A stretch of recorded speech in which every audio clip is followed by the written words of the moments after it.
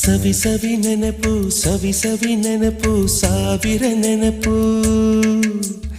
ಎದೆಯಾಳದಲ್ಲಿ ಬಚ್ಚಿಕೊಂಡಿರುವ ಅಚ್ಚಳಿಯದ ನೂರೊಂದು ನೆನಪು ಏನೋ ಒಂದು ತೊರೆದ ಹಾಗೆ ಯಾವುದೋ ಒಂದು ಪಡೆದ ಹಾಗೆ ಅಮ್ಮನ ಮಡಿಲ ಅಪ್ಪಿದ ಹಾಗೆ ಕಣ್ಣಂಚಲ್ಲಿ ಕಣ್ಣೀರ ನೆನಪು